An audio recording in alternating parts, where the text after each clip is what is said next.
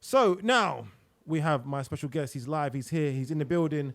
Mr. Special Guest, do you want to introduce yourself to the listener? Yes, I do. Kwame Badu here, full effect. Kwame, thank you very much for joining me here on Top. Yes, it's amazing to be here. Nice sunny Saturday afternoon. Is it? Tell me more about it because I don't know when I'm stuck in the studio. You're stuck inside, yeah. I tell you, there's loads of traffic. There's a buzz outside. People are out. Looks like the January blues is sort of, people have been paid, Lukan. Yeah, that doesn't last for very long, does it? That's it, yeah. So apparently we're having some sort of, what's it? Oh, so at the beginning of every show, we have Nev G who joins me and she gives us the weather report. And she mentioned about not a hurricane, but we've got a storm coming. That's Storm right. Keisha or Storm Kiana or something like that. Some name, yeah. So it's sunny outside. Is it warm? It's okay-ish. I feel like it's one of them where you're wearing a jacket, but you can get a bit sweaty underneath if you're in the sun. If you're on London transport as well, you might want to fling the jacket off and that don't sound nice. put it back on. It don't. It's not the nicest, but it could be raining. Facts, yeah. And there could be that cutting breeze, which is not at the moment. So we've got a bit of brightness outside. a bit of brightness. Let's embrace it. In February. That's it. There you go. There you go. All right. So Kwame, who are you? What do you do? Right. So yes, Kwame Badu in full effect. Basically, I run a company called KB Consultancy, which is a digital marketing business consultancy firm. Yeah. It's there to help businesses grow. So small to medium-sized businesses. We help with their growth online, with sales, with training, staffing and recruiting. We even do some training for them as well, which helps upskill staff, which is a good way to grow a company, as you can imagine. You know, you got to invest back in your peoples. Which people don't like to do. Exactly. Yeah. And, it's why a lot of people leave. You know, they go and look, it's not always just for more money. So we help with that. We give that advice. Personally, myself, I go into a lot of schools. I do a lot of workshops because I'm very focused on young people and their development. So that's my corporate social agenda, if you like, which is to give back to local communities, teaching stuff that I didn't learn in school, which I had to learn growing up, you know, about mortgages, about loans, financial intelligence and that. And funny enough, Luke, and a lot of, grown people don't know as well. Yeah. So I still struggle. I'm still learning. You're still learning, and we're definitely living in an era of self-taught. You know, you got to get online, you got to teach yourself. So my company provides that as well. So we're creating some online platforms as well, which is gonna give people the opportunity to log on and learn these things. Yeah. So let's go back a little bit. So KB Consultancy, how long's that been running for? Right. So that's been running for about 5 years. Okay. Prior to that, I was running a recruitment company called Blueprint Recruitment. Okay. So it's sort of morphed into KB Consultancy. And the recruitment company was for what type of recruitment, or what type of company? Was it specialism within like just normal admin, or might it be like health and social care? Like what? There you go. Yeah. It was actually, that was the interesting thing. We did all kinds of jobs. Okay. What was actually our niche market were the clients. So we targeted ex-offenders, 16 to 24-year-olds, lone parents, which predominantly were single mums. They're disabled as well. So basically hard to place candidates are the ones that we worked with. Yeah. That must have been not very easy. Do you know what's funny? I mean, what we actually found is those clients are hungry for work. For example, ex-offenders, we got them when they came out of Feltham or some of the other local, detention spots. And they really wanted to turn their lives around. So they'll be hungry. You know, they want to prove themselves. Obviously, the challenge was convincing an employer. Exactly, they're not going to steal your things. They're not going to this, that, and that. And you know, the funny thing, well, I say funny, it's actually quite sad, but a lot of them had convictions for stuff that the average Joe has just got away with. They were just unfortunate. Road rage argument, turn into a scuff, turn into a fight, 2 years. Carrying a little bit of drugs, possession, intent to distribute, couple of years. You know, and these are things which, you know, the average layman's kind of been through that and just got away with it. So they you know, the intelligent kids doing well in school and then bang, been locked up for that. You know, obviously some were a bit deep. There were rape victims, people who committed rape and, you know, and other bit more colourful crimes. So do you have to disclose to the potential employer what the crime was? Absolutely. That's the difficulty. And the difficulty is disclosing it to them and also teaching the clients how to disclose their criminal past, but as a past. Yeah. And to try and, there's a way. So you've done that as well, so you spoke to Yeah, them and taught, okay. absolutely. Do they learn that when they leave prison and they speak to their parole officer? Are they taught that from those people? Yeah, and companies like my own would go into the prisons and start working with them before their release date to try and help with that transition. Yeah. You see, the irony is the government wants them to quickly get jobs, but they got bigger issues. Where am I going to live? Where am I getting money from for today? Like what you're giving me now, and it's why so many end up reoffending and going back in. It's easier. It's easier. Yeah. It absolutely is easier. I mean, I've got a family member who he's turned his life around. He now runs a lovely company in East London. Yeah. He's focusing more on fitness. Yeah. And that's become his driver, and he's doing really well in it. Yeah. But for a lot of them, and that's the thing, Luke, and that's where KB Consultancy developed, because I was like, I felt a bit limited with just recruiting. Yeah, okay. We've got Argus, we've got Mothercare, we've got New Look. Yeah. They're ready to take you on. We don't have Mothercare anymore, but we don't have Mothercare. Yeah, Mothercare's gone. See what happens when we stop recruiting? They shut down. But me and my company were doing more for them. Yeah. We were consulting them. We were giving them life skills. We were teaching them about how to sort out all the other stuff. Otherwise, getting a job was pointless. Yeah. And that's when I decided, you know what, I need to do more than just help people get jobs. We need to give them skills. Once they got jobs, they're struggling with finances. Yeah. We need to teach them on that. And people obviously seeing the success of my company and me as an individual, they wanted to know more. Yeah. So that's when I decided, right, that's it. We're going to be, we need to deliver the whole holistic approach, which is... What made you focus on ex-offenders and those who might be struggling more than the average person? Like, because that's, as you say, it's very niche, and it's not going to be easy. That's right. So you've made more, you've made it more difficult for yourself to earn that money, because obviously it's commission-based. Absolutely. Well, so me personally, I think, you know what? It's easier to place this person from there, who might be from Kent, who's got like 8 GCSEs and A-level. Yeah. I'm going for that person. That's right. What made you do that and take on that challenge? Yeah, I mean, I look at it like this, like you're a DJ, you got musicians, right? And a musician could put out pop music, right? Because that's gonna sell more. In the UK, they're gonna move more units, simple. Mm-hmm. But their heart is more for grime or drill music or what have you. That's what I felt like it was like for me. I was working for commercial companies. Yeah. I was working for a company called Morgan Hunt. Okay. Which is in Holborn, and it was dealing with executives earning 70K plus, who were just looking for higher pay or somewhere closer to home. Yeah. And I met one young man. Well, he wasn't young; he was about 30 at the time. I was early 20s, and he had manslaughter was his past, and he was struggling to get a job. Now I managed to get him into a charity called Single Homeless Project, supporting young offenders that were homeless. Yeah. And it was amazing. He was so gassed, Luke, and he was so happy because I got him a pound an hour more than what he should have got, like £11.50. I got him £12.70. Yeah. And he couldn't believe it. And he was like, Kwame, no one wants to hire me because of my past. Yeah. And now I've got this job. They love me. Yeah. And they were really happy. They were like, Kwame, you found us a gem. Yeah. It's exactly what we needed. And the feeling that I got, plus the commission, I was like, nah, this is me. Do you get more commission for getting these types of people job? No? No. Okay. The money for that it's all from the government. And government money is tight. Okay. Yeah, it's not a lot. You would probably get a 25 grand basic and maybe about 5 grand in commission. Okay. For the whole year. So you wouldn't make a lot from commission. Yeah. So it's more about, feeling the love of who you're supporting. Yeah, okay. All right. So you done that for how long before you decided to go into the consultancy type of work? So I was running Blueprint for about 7 years. Yeah. It was probably in the last 3 years of those 7 years, I created KB Consultancy alongside. Yeah. Because I started hearing about multiple streams of income. Yeah. Right. So I was like, right, you know what? I've got ebooks on Amazon. Okay. So I wrote those. Okay. Starting a business, getting a job you want, changing success.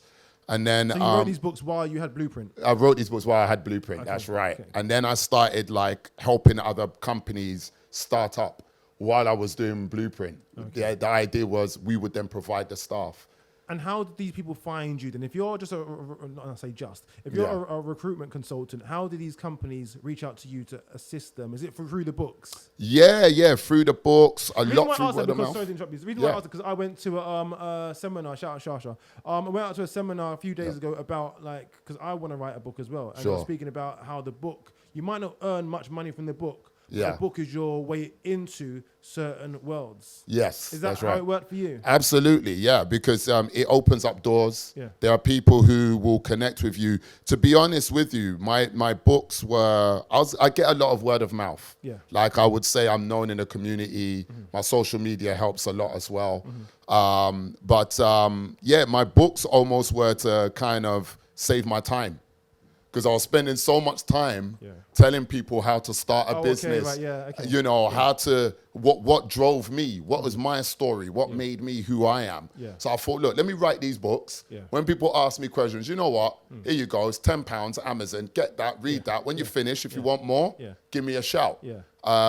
It also helped me screen who was serious. Yeah, true. Do you see what I mean? Yeah. If you ain't reading the book, then you're not really about it, But I would say for me, it was more networking, going to events, social media, and just the people I help. I find myself, I think I'm more of a people person. Okay. So people tend to, like we were saying about Ishmael earlier, you meet him once, and you're like, lovely guy. Yeah. I get that. You mentioned about your driving force. What was your driving force? 'Cause I know you said you got something out of the feeling that you had for that one person who had the manslaughter charge and blah, blah, blah. But was there anything else? It can't have been just that one person. There must have been something else that made you say, you know what, this is me. This is like... That's right, yeah. I definitely believe that, everyone has their purpose. Yeah. And your purpose is tied in with what you naturally do, even if you weren't paid. And all my life, I've always tried to just help people. Yeah. Help people get a job, help people fill out a form, help people move house. Yeah. I just like helping people. I draw pleasure from that. Sure. And I don't know, I heard one line once, and what did it say? It said, if you're good at something, don't do it for free. And I thought, you know what? I am good at helping people. Can I figure out a way to monetize it? Because I got goals. Yeah. I like shiny cars. Yeah. I like nice houses. I love traveling. Yeah. And funny enough, I mean, I do YouTube talks, and one of our recent topics that I did were the mindset of the rich. Okay. And a part of it is not that money doesn't buy you happiness. Money is a resource you use to help other people, which is my definition of success. Having the ability to help other people rise up. So I've been blessed with good parenting. I've been blessed with having a good network. Yeah. So it's like, how can I help other people come up? And I think that's my driver behind it. And that's what really kind of encouraged me to say, right, I need to make a business platform that's going to help people rise up. I get paid for it, and I'm doing good deeds.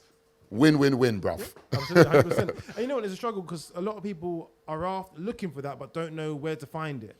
Which is what we try and help people with that. We have our events like the one, you mentioned earlier, February 27th. We do it through our business platforms. And I do a lot online, on my Instagram, on LinkedIn, Facebook, you name it, YouTube. Yeah. I do a lot of talks and helping people. I'm not saying do this, do that. It's just, this is the mindset that's going to help you find your passion, help you find what it is that you're meant to be doing here. Yeah. And inadvertently making it less work and more a hobby that you get paid for. Do you find it a hobby? Absolutely, bro. Really? Listen, I love it. Like, coming here to talk with you, jeez, I love that. Talk about myself all day long. Come on, mate. It's easy, the thing, isn't it? It's easy. I say to people when they go for interviews, people say, oh, I'm really struggling with the interviews and I'm scared. But I'm saying, it's the easiest subject matter you'll ever talk about. But that's because maybe it's not their calling. Listen, I applaud you. If I'm going to go and work in Google because I want to get some digital marketing experience to help my business platforms, I may not enjoy it so much. So interviewing for it, I'm going to be talking more about the person I want them to think I am, more than who I am. But once you are living your passion, you're doing your own company, you're doing your own business, and it's true to who you are, then it's second nature. Yeah. I don't need to rehearse to come here and talk about what we're talking about because it's what I live, it's what I do. Yeah, okay. So let's talk about KB Consultancy now. Yeah. Okay, so it's been going for 5 years, you say? 5 years, yeah. 5 years. How has that been? Was the transition from Tough. being a consultant It was tough. to being a recruitment consultant to being a business consultant? It was hard? It was hard. I had a team working with me when I had the recruitment consultant company. We went from a Labour government to a Conservative government, and they drew back funding. Okay. So it meant there was less money to support, the subgroups I mentioned. Yeah. So I had to let them go before I was a one-man band. Yeah. And that's what actually helped me think, right, I need to really push. You as an entrepreneur, you can't just say, I have one business, this is me, this is what I'm doing.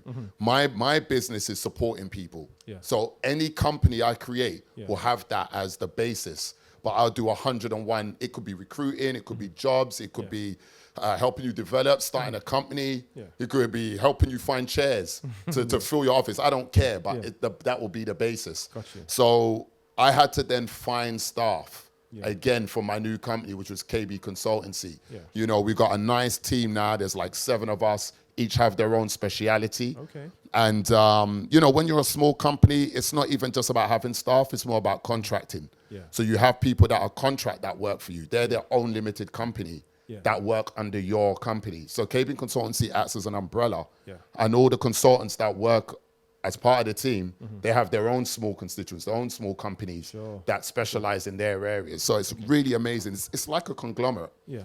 So getting to that level, finding people, the hardest thing I say to people when they're starting a business or making a company is finding the right staff. Yeah. Hardest thing ever. They got to share your vision. Yeah. They got to be equally motivated. And they have to understand that money may not always come in as much as you want, which is where the dream and the passion has to be there. But obviously, once now things start working, then it becomes a lot easier. Yeah, sure. Contracts start coming in, business starts coming in. Okay. So are there any specific types of, you touched on it earlier, small to medium types of business, but are there any types of specialisms that you focus on, or can anybody get advice from you? Yeah, anybody. We all have a strong focus towards helping, I would say, community-based companies. Yeah. Because we all started that way. We all came from the ends, so to speak, with limited education in the business world. Yeah. HMRC, tax, ooh, scary. Leasing, getting an office, you don't know about it. So we've definitely got an affinity for that. So we tend to be quite open to support those small to medium-sized businesses from the community. Sure. But pretty much we want to help anyone. The focus this year is to support 21 businesses by 2021 to have grown by 21%. Wow. That's our plan for this year. So 21% growth for 21 companies by 2021. Okay. And so how's it looking at the moment? It's looking not bad. I mean, our event at the end of February 27th is basically drawing in small businesses to come in for funding, to come in for investment, to come in for loans. Yeah. So we're hoping to get a nice influx of businesses there. Sure. And by supporting them, it'll be more than 21%. Cool. Okay. Yeah. Before we go into the event, I just want to go back a little bit. Yes, sir. You mentioned about going into schools and speaking to the students.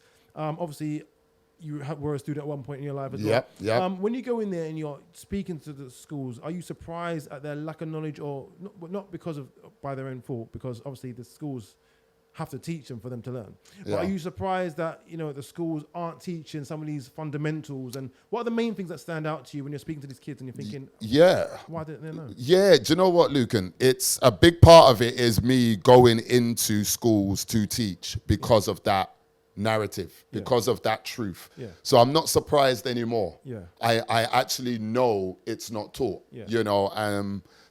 I had this opportunity to do free talking in schools just because I'm an entrepreneur. They thought, look, come and teach them. So I started going around schools around East London, Greatfield School, Kingsford School, several, Rockby, and he didn't have this teaching in there. And I was like, wow, school ain't changed much.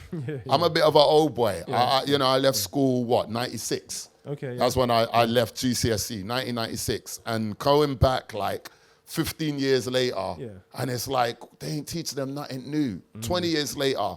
So that's where I thought I don't like complaining about things, and I'm not doing something about it. Facts. Okay. So yeah, the surprise factor is gone, and what I'm trying to do now is to highlight to head teachers to be a bit more like the school I work in, to be open to allow outside contractors come in to teach about financial intelligence, to teach about tenancy, renting, all of the financial hurdles that these students are going to reach. You want them to go uni. That's a big part of schools.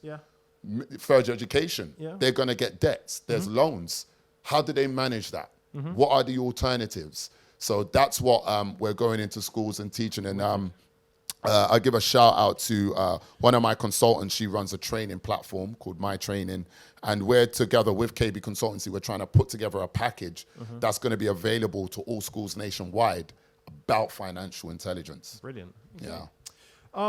Going to go into your event. Just for those who are listening, they might be interested in getting in contact with you. Yeah. What are your socials, your contact details? If people want to contact you, where do they go? How do they Simple. go about it? Yeah. So they can go kwame.badu. That's on Instagram, Facebook, LinkedIn. You can literally just put Kwame, Kwame, Badu, Badu, slap that in Google search, and all of the platforms come up. And you can contact us there. You can send us an email to info@kbconsultancy.uk. So info@kbconsultancy.uk, and just tell us what it is that you're looking for. The actual event is available on Eventbrite. Okay. So it's called 100K Pitch. So 100K and then the word pitch. Because, Lukan, we're going to have people pitching live at the event. Okay. It's like a Dragon's Den vibe. That's it. Yeah. So, we're going to have some, maybe 3-4 investors on a stage, and you can literally come there and pitch the investors. Will you be pitching in front of the other people? Really? Yeah. Wow. So there's going to be an audience, a live audience there. You'll be pitching in front of them. So only the brave will do that. But, because of limitations in time, there will be an opportunity for to have one-to-ones with the investors afterwards. Okay. So not everyone who's after the funding needs the live pitch. Sure. That's part of the event. There's going to be an office after the pitch. So you can choose, you can go there and choose not to live pitch. That's it, my man. That's it. And obviously, the whole team's going to be there, so you can speak to us. We're going to be doing follow-on calls. Best thing is just get to the event, and you will see the right people to speak with. When is it? Where is it? So it's in Loading Bay Tech Space, which is Shoreditch. Okay. On Luke Street. And it's on the Thursday evening, 5 in the evening to about 9 in the evening. Okay. On February the 27th. Okay. So it's a Thursday after work. We've actually got, now I've forgotten the name of the restaurant, but a restaurant from Peckham.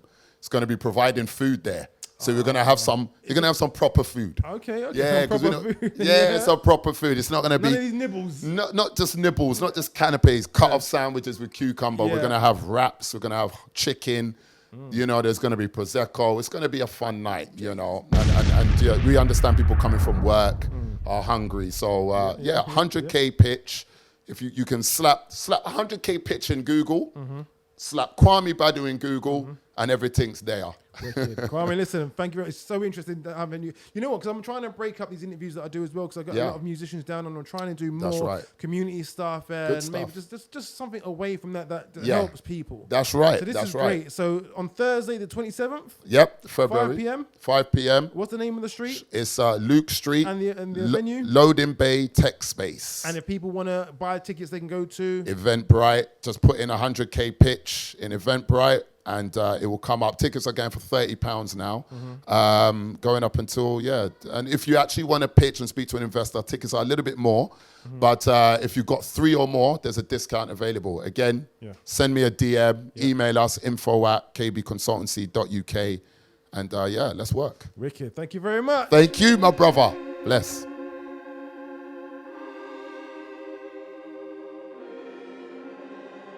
D Hill.